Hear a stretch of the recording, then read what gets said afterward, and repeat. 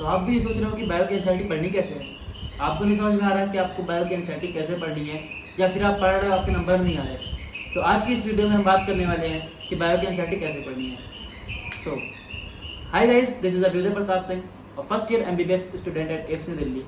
I was AIR 17 in NEET 2020 with a score of 710 out of 720. Bio में मेरे score 355 थे 360 में से। एक क्वेश्चन मेरा गलत था, बायो की एनसीईआरटी से ही गलत था। ठीक है, तो आज हम इस वीडियो में बात करेंगे कि बायो की एनसीईआरटी को इफिशिएंटली कैसे पढ़ें कि आप ज़्यादा से ज़्यादा क्वेश्चन सही कर पाएँ और ज़्यादा से ज़्यादा टॉपिक्स अपने माइंड में रिटेन कर पाएँ बायो की एनसीईआरटी से।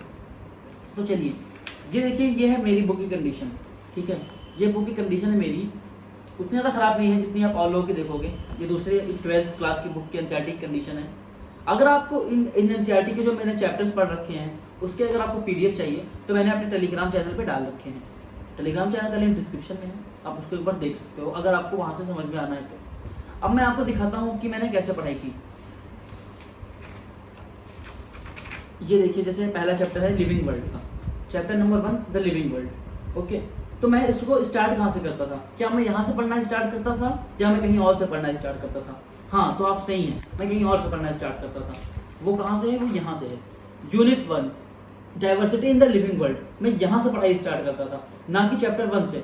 ये टॉपिक जो पढ़ता था उसमें मैं जो इंपॉर्टेंट लाइन थी मैं उसको सिर्फ अंडरलाइन करता था, मैं हाईलाइटर का यूज़ नहीं करता था। आप यूज़ कर सकते हो हाईलाइटर का, मैं पर्सनली हाईलाइटर को यूज़ नहीं करता था। ऐसा कोई ज़रूरी नहीं है कि आप हाईलाइटर यूज़ करोगे तो ही नंबर आएंगे, क्योंकि मैंने बिना हाईलाइटर के इतना स्कोर किया है। तो आप यहाँ पे देख सकते हो कि ये मैंने 4 लाइन्स अंडरलाइन कर रखी हैं। तो ये आप देखो कि ये टॉपिक था, मैंने कहाँ से पढ़ना चालू किया। इसका मतलब कि मैं एक एक पॉइंट पे एनसीईआरटी पे ध्यान पे रख के पढ़ता था। फिर अब उसके बाद आगे बढ़ते हैं, तो मैंने अभी भी चैप्टर 1 पे मैं आया नहीं हूँ, मैं अभी इसके राइटर के बारे में पढ़ा हूँ। राइटर इग्निस मायर हैं, इन्होंने क्या किया, इनका नाम क्या था, मतलब इन्होंने क्या डिस्कवरीज की, इनका क्या मतलब पॉपुलर था कि अगर कहीं बाय द वे इससे भी क्वेश्चन आ गया तो मैं कर लूँ।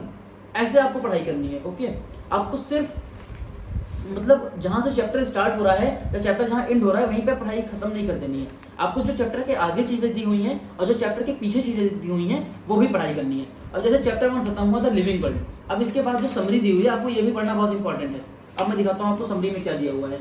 समरी में आप ये देखिए, लास्ट लाइन दी हुई है, कितनी ज़्यादा इंपॉर्टेंट है। लास्ट लाइन है, taxonomic keys are tool that help in the identification based on characteristics.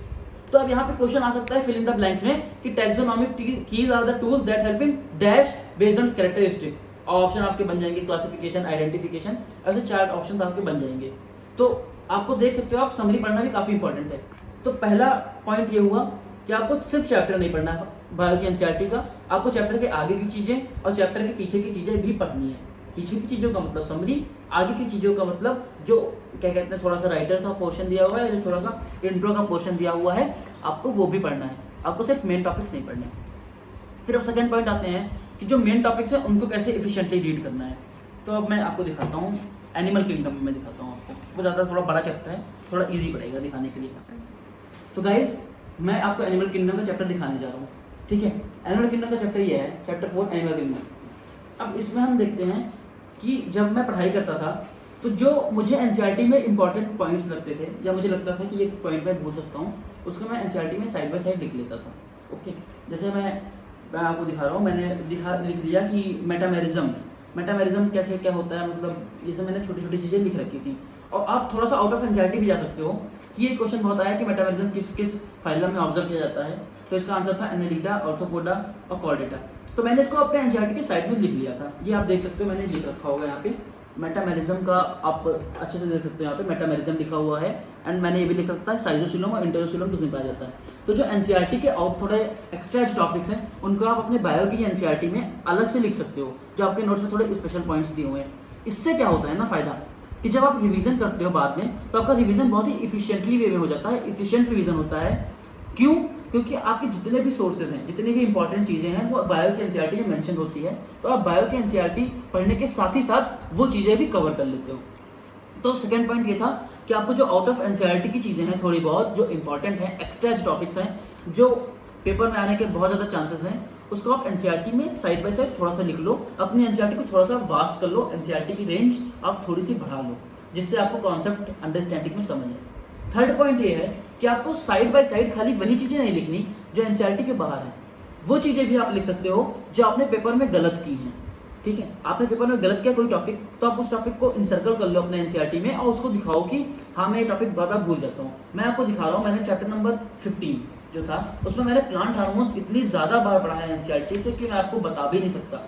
मैं हमेशा उसके फंक्शंस भूल जाता था, ऑक्सिन, गिबरेलिन और साइटोकाइनिन्स, इथाइलिन, एब्सिसिक एसिड के, कि मैंने उसको अपने एनसीईआरटी में बहुत अच्छे से पढ़ा था। ये आप देख सकते हो मैंने कितने अच्छे से इसको बार बार पढ़ा है। इतना अंडरलाइन तो नहीं है, मतलब इतना हाईलाइट नहीं है, बट मैंने बार बार इस टॉपिक को पढ़ा है क्योंकि मैं इस टॉपिक में बार बार क्वेश्चन गलत करके आता था।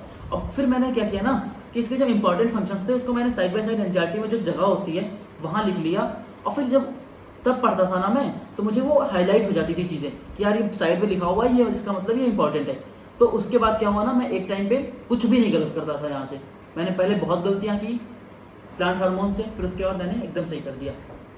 तो मेरा मानना है अगर आप भी ऐसे करोगे, अपनी गलतियों को साइड बाय साइड लिख लोगे फिजिक्स के एनसीईआरटी में, तो बहुत अच्छा होगा और आप अपनी गलतियाँ आसानी से एलिमिनेट कर पाओगे। ठीक है, तो आज की वीडियो में मैंने आपको बताया कि how to read biology NCERT efficiently. अब आपको अगर कोई वीडियो चाहिए कि रिवाइज कैसे करें बायो को, ठीक है, तो आप कमेंट सेक्शन में बता दीजिएगा कि बायो को रिवाइज करने के लिए भैया आप हमको बताइए कि ऐसा कोई क्या मतलब टिप्स आप बताएंगे कि हम बायो को अच्छे से रिवाइज कर पाएँ। ये तो बात हुई रीड करने की, एक बार रिवीजन की। अब मैं मतलब रीड की बात हुई, रीडिंग की, कि आपको रीड कैसे करना है, आपको जो मतलब गलतियाँ लिखनी है, कहाँ से क्या कैसे करना है, साइड बाय साइड कैसे क्या काम करना है, आगे पीछे, वो सब तो कंप्लीट हो गया। अब आपको अगर चाहिए कि how to revise biology NCERT, तो आप जरूर बताइएगा कमेंट सेक्शन में, उस पर मैं जरूर वीडियो बनाऊंगा कि मॉक टेस्ट के समय जो गलतियां होती हैं या जो मॉक टेस्ट के समय टॉपिक्स आपको रिवाइज करने होते हैं वो आपको बायो के एनसीईआरटी से कैसे रिवाइज करने होते हैं। अगर आपको वीडियो चाहिए तो आप कमेंट सेक्शन में जरूर बताइएगा। अगर आपको मेरी स्ट्रेटजी पसंद आई हो या मेरा ये जो मैंने आपको बताया कि कैसे आपको बायोलॉजी एनसीईआरटी रीड करने के जो टिप्स हैं कि आपके बायोलॉजी का जो एनसीईआरटी का मार्क्स है वो बूस्ट कर जाए, तो अगर आपको ये वीडियो अच्छी लगी हो, ये वीडियो जो मैंने बताई उसको आप इस वीडियो को आप लाइक ज़रूर करिएगा और चैनल सब्सक्राइब कर दीजिएगा। अगर आपको मतलब मेरी एनसीईआरटी का पीडीएफ चाहिए या फिर बायो के नोट्स की ज़रूरत है तो आप टेलीग्राम चैनल पर जाओ, लिंक डिस्क्रिप्शन में है, और वहाँ से उसको अपने डाउनलोड कर लो। और हाँ, चैनल सब्सक्राइब करना मत भूलना, ऐसा नहीं कि खाली डाउनलोड कर लो भाग जाओ, क्योंकि और भी जो अपडेट्स आएंगी वो टेलीग्राम चैनल पे आती रहती हैं, तो आप सब्सक्राइब भी उसको कर लेना।